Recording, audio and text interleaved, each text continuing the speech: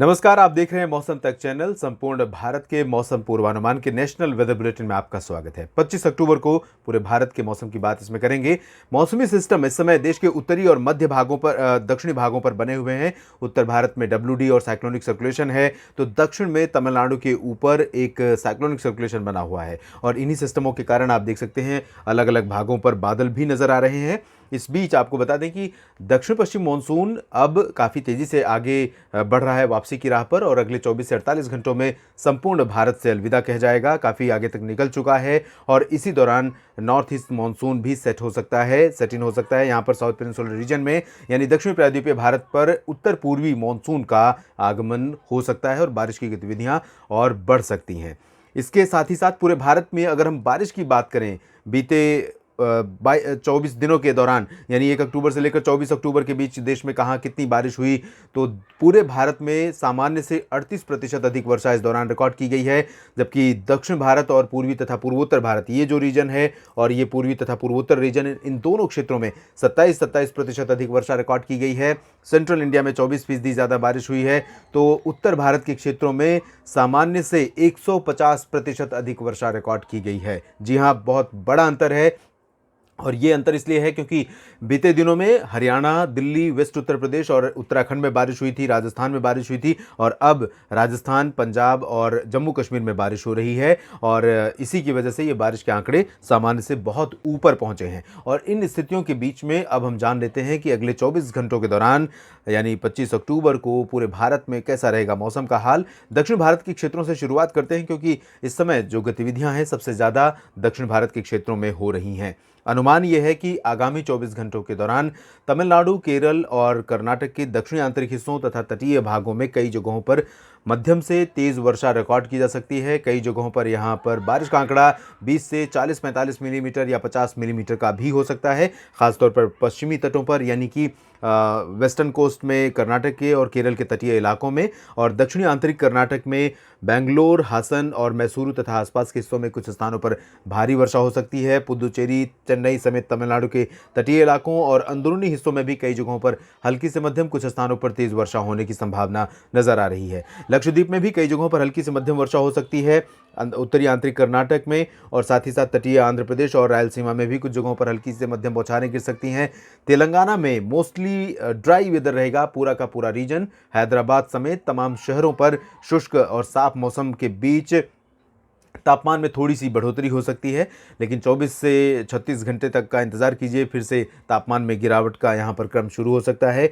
अभी north east monsoon Telangana को प्रभावित नहीं करता है, लेकिन यहाँ पर तापमान में गिरावट का सिलसिला उत्तर से आने वाली ठंडी हवाओं के चलते शुरू हो जाता है और ये सिलसिला आपको देखने को मिल सकता है। इसके बाद हम अंडमान और निकोबार द्वीप समूह की बात करें तो यहाँ पर भी हल्की से मध्यम बौछारें गिरने की संभावना बनी हुई है। बंगाल की खाड़ी धीरे धीरे और एक्टिव होने वाली है और एक्टिव होगी तो उसका इम्पैक्ट साउथ पेनिनसुलर रीजन पर बढ़ते हुए मानसून की गतिविधि, यानी मिनी मानसून जिसे नॉर्थ ईस्ट मानसून कहते हैं, की गतिविधियों के रूप में और साथ ही साथ संभावित साइक्लोनिक स्टॉर्म के रूप में बंगाल की खाड़ी में देखने को मिल सकता है आने वाले समय में। लेकिन क्या कुछ बदलाव होंगे इसके बारे में अन्य बुलेटिन्स में मैं लगातार अपडेट करता रहूँगा, आप बने रहेंगे तो चैनल के साथ। और साथ ही साथ हम सेंट्रल इंडिया की बात करते हैं, यहाँ गोवा में और साथ ही दक्षिणी जो कोंकण गोवा का रीजन है महाराष्ट्र का, इन भागों में, सिंधुदुर्ग में खासतौर पर कुछ इलाकों में वर्षा हो सकती है।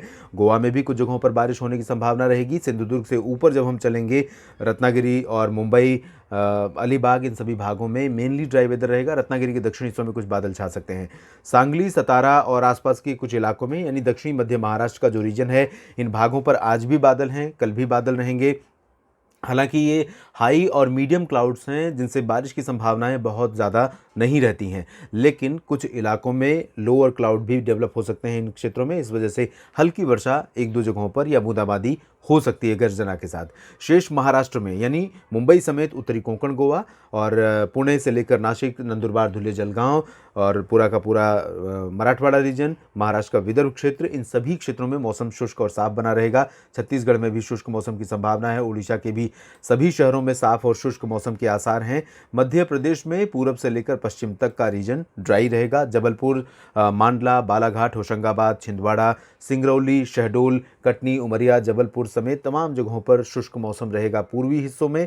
और इसी तरह से यहाँ वेस्टर्न पार्ट्स में भी मध्य प्रदेश के ड्राई वेदर की संभावना है। और यहाँ पर 24 घंटों के बाद यानी 25 अक्टूबर की शाम से उत्तरी दिशा से आने वाली हवाओं का कुछ इम्पैक्ट फिर से दिखना शुरू हो सकता है। और इसके चलते तापमान मध्य प्रदेश के उत्तरी इलाकों में ग्वालियर, गुना, शिवपुर, शिवपुरी और दतिया, भिंड, मुरैना इन सभी भागों में, साथ ही साथ अशोकनगर, विदिशा, भोपाल, उज्जैन, रतलाम, मंदसौर इन भागों में भी तापमान में गिरावट शुरू हो सकती है। गुजरात के क्षेत्रों में पूर्वी हिस्से और सौराष्ट्र के जो रीजन हैं इन भागों में पूरा का पूरा रीजन ड्राई रहेगा।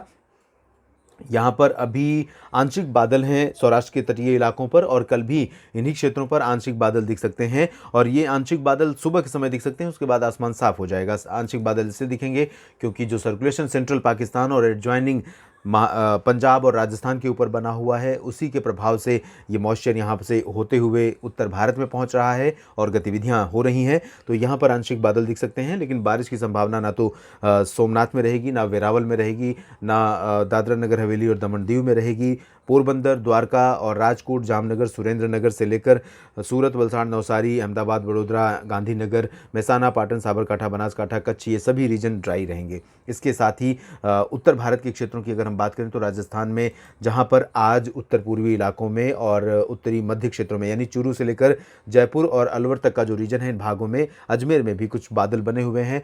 पिछले 24 घंटों में गंगानगर और चूरू समेत वेस्टर्न और नॉर्थ वेस्टर्न पार्ट्स में जो राजस्थान के क्षेत्र हैं, इन भागों में कई जगहों पर मध्यम से तेज़ वर्षा रिकॉर्ड की गई है। ओले भी गिरे हैं जिससे फसलों को नुकसान पहुंचा है। आपको अगर याद होगा तो इस बारे में पहले से ही मैं अलर्ट कर रहा था। तो सर्कुलेशन अभी सेंट्रल पाकिस्तान और इससे सटे राजस्थान के भागों और पंजाब के भागों पर है। इसकी वजह से अभी भी बादल यहाँ पर नज़र आ रहे हैं। पंजाब, राजस्थान के उत्तरी हिस्सों, हरियाणा, दिल्ली में भी बादल पहुँचे हैं। सुबह के बाद कुछ जगहों पर बादल दिखाई दे रहे हैं, कभी धूप हो जा रही तो कभी बादल दिखाई दे रहे हैं।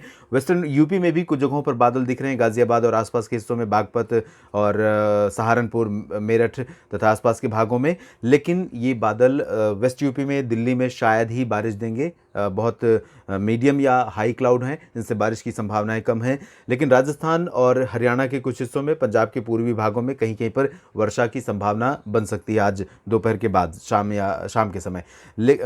फिलहाल ये स्थिति आज रहेगी। और इसी तरह से पर्वतीय क्षेत्रों में, जम्मू कश्मीर, गिलगित बाल्तिस्तान, मुजफ्फराबाद, लद्दाख, हिमाचल और उत्तराखंड के पश्चिमी हिस्सों में, यानी ये जो रीजन रहेगा, इन भागों में कुछ स्थानों पर और पूर्वी जम्मू कश्मीर के कुछ हिस्सों में हल्की वर्षा या बर्फबारी या हेल स्टॉर्म की घटनाएं हो सकती हैं।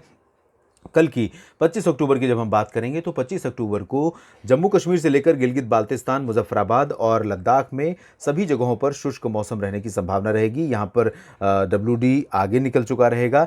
बस आंशिक बादल गिलगित बाल्तिस्तान, मुजफ्फराबाद और लद्दाख में दिखेंगे। हिमाचल प्रदेश के पूर्वी हिस्सों में हल्के बादल इन भागों में दिख सकते हैं और उत्तराखंड के भी कुछ इलाकों में इन भागों में बादल दिखाई दे सकते हैं। और इन्हीं क्षेत्रों में कहीं कहीं पर बूंदाबांदी या हल्की वर्षा कल हो सकती है 25 अक्टूबर को। या फिर मेनली उत्तर भारत के पर्वतीय और मैदानी इलाकों में पूरा का पूरा रीजन ड्राई रहेगा। पंजाब भी, हरियाणा भी, राजस्थान और दिल्ली, वेस्ट उत्तर प्रदेश भी, इन सभी क्षेत्रों में बदलाव मौसम के कॉन्टेक्स्ट में होगा, तापमान में गिरावट के रूप में। क्योंकि जब WD और सर्कुलेशन आगे निकल जाएंगे, जब भी इस तरह की गतिविधियां होती हैं, उसके पीछे से हवाएं चलनी शुरू होती हैं और ये हवाएं ठंडी होती हैं। और बर्फबारी ज़बरदस्त रिकॉर्ड की गई है जम्मू कश्मीर में, श्रीनगर से लेकर गुलमर्ग, कुलगाम, पहलगाम, काजीगुंड तमाम जगहों पर। और इसका असर निश्चित रूप से हवाओं के साथ पंजाब के रास्ते होते हुए हरियाणा, दिल्ली, वेस्ट उत्तर प्रदेश, राजस्थान के उत्तरी और पूर्वी उत्तर पश्चिमी इलाकों तक पहुंचेगा। तो इन भागों में न्यूनतम तापमान में कल शाम से गिरावट आपको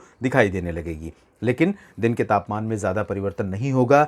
दिन के तापमान में धूप के बढ़ने प्रभाव से हल्की बढ़ोतरी हो सकती है। हालांकि अब गर्मी उत्तर भारत के शहरों में ना तो दिन में रहेगी और ना ही रात में। मौसम काफ़ी सुहावना हो जाएगा।